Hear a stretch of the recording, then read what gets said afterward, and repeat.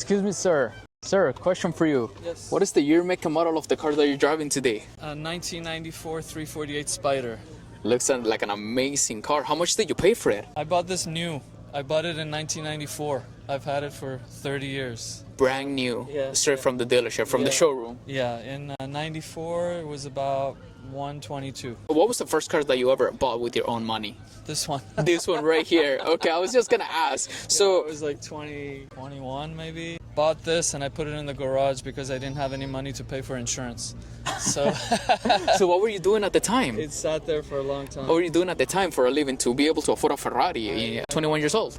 I own a medical equipment company, so I take care of patients with medical equipment at home. In your opinion, if a 20-year-old is looking to get into the medical industry, what do you think is like the first 3 steps that they should take in order to start in that career path? You know, I just was very goal oriented. So if you create something that you believe in, you don't take no for an answer. What you need to do is be very tenacious. You have to see it, you know? You have Of to course. believe it. After that, it's just hard work.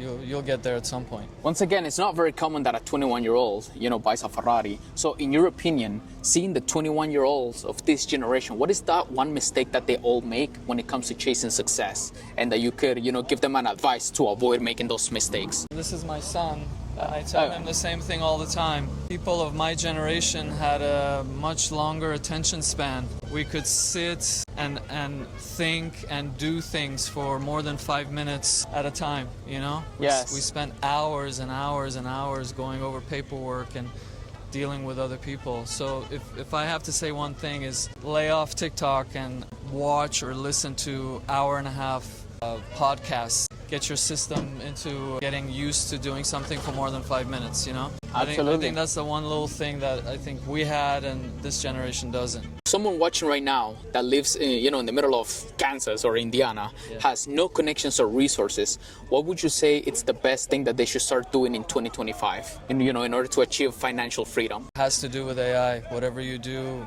a lot of positions are going away. A lot of people are going through school right now with coming out not being able to really use that knowledge that they gained because AI is taking over. So what I would do is look into something in AI that you like and then help businesses update their systems. So in your opinion, what's more important, to have a college degree or a good mentor? You might not like that answer. That's a bad question to ask. No comment on that one. No comment. Yeah, Okay, if I had to do it over again, I wouldn't get my degrees. I don't think it's necessary.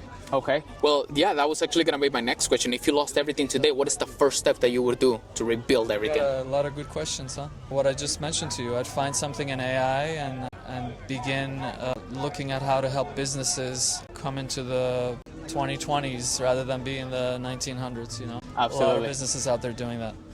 So, all right. Appreciate it. Thank you so much, Sarah. Appreciate it. Have a good day. Thank you.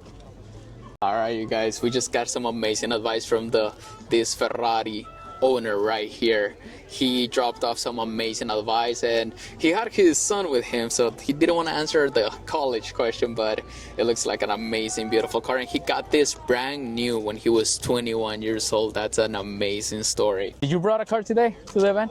Really? Which ones? Oh, the 2 Huracans over there, the one with the exhaust. What is the first car that you ever bought with your own money? What was the year, make, and model? 1981 Oldsmobile Cutlass Supreme. What is the car that you drove today to Cars and Coffee? A Huracan STO. And what do you do for a living in order to afford a Lamborghini here in California? Just run a business and work very hard. So the majority of the people watching my channel, they're between 18 to 25 years old. What is the best advice that you can give to someone watching at home who wants to start a business, but they don't have any connections or resources? What is like the first 3 steps that they should take? Trust yourself, trust God, do what you love. Sometimes a lot of people start doing what they love. They start a business, but then they start failing after 2 years. Most businesses nowadays don't last more than 3 years.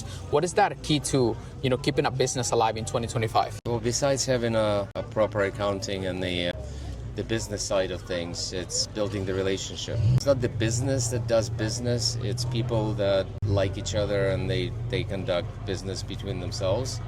So I always say it's not like IBM and Intel people, or it's not the corporations that do business together. It's the guys from Intel go play golf with the guys from IBM, and then they kind of they cook something in between and then make it work because they like each other. I see that you have the Lamborghini hat. Do you work directly with the Lamborghini dealership in Beverly Hills? They give me the hat for free. I bought the cars. Exactly. So you said you own 2 Lamborghini Huracans. Do you own any other supercars than those 2 Lamborghinis? I have a couple of Porsches and.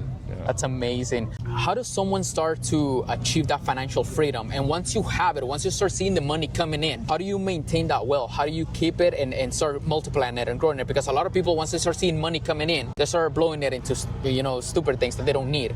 So what would you say for someone that's starting to make $10,000 a month? How can they start multiplying that into $20,000, $30,000 a month?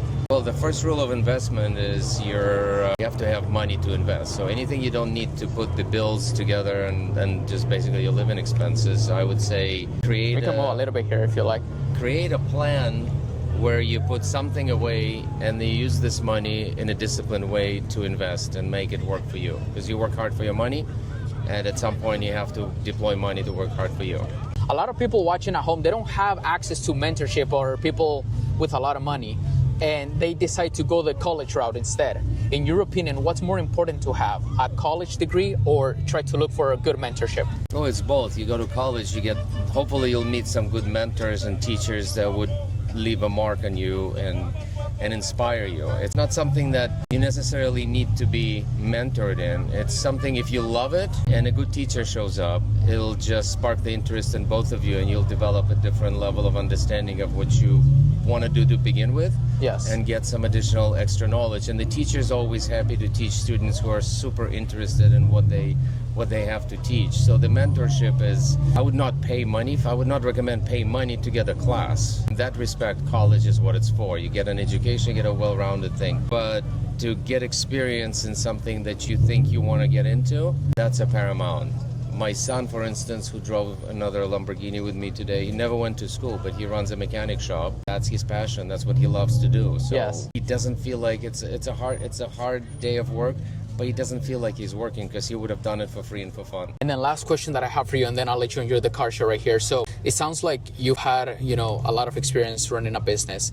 If you could go back in time and speak to your 20-year-old self, what is that one advice that you would give to your younger self? In a business sense? Yes. Don't give your customers hassle. The concept is very simple, but few businesses understand and deploy it to its fullest benefit to themselves. They think that they're in a business for themselves. Mm-hmm. And they don't treat they want to, but they don't seem to treat the customers when it comes to what's good for me and what's good for business and what's good for the customer. They often choose the route of what's good for me and what's good for business. What the successful businesses do is they create positive customer experiences, and the customers come back for more. And that's what I feel the advice should be. Invest in relationships, invest in customers, treat your customers like they're gods, and it'll pay off. Okay. And the money will somehow work itself out. It's not just as simple, but I believe my experience has been that if I treat the customers right and I deliver the experience they're looking for, or even exceed what they're looking for, they go like, whoa, I pay the same money somewhere else, but I never get anything like this in other places. So in other words, it's about the value that you provide. You provide the experience that no matter what business you're in, the services or goods, you provide the experience that the customers don't get anywhere else. In the corporate world, it's just a number, and it's like next, they're on timing pressure. So if you create something personal, it's like, you know what, how was your day today? Are you being helped? Are we doing a good job by you? And if you have any problem, here's my card, call me, I'm a manager, I'm a business owner. They love that. They don't get this anywhere else because they talk to a cashier or a shift manager or somebody if they have a problem. But this, when somebody's genuinely interested in solving their issues and helping them get what they came looking for, and creating a super positive experience, like, wow, this is a place I've been looking for, and there was like right in my neighborhood. It's like, I'm gonna come back and I'm gonna tell my family. So word of mouth, basically. Would you say that that's like the number one thing that kills businesses now in 2025? Maybe not having that personal connection with the customers? That's part of it, because the business now, it's digital and global. But the other part is probably the reason that businesses run out of money is the miscalculation of how long it takes them to start getting cash flow positive and become profitable. They just sort of they run out of cash. Gotcha. Before they get profitable. Absolutely. Sir, thank you so much for your time. That was some great advice. Thank you. Have a wonderful day.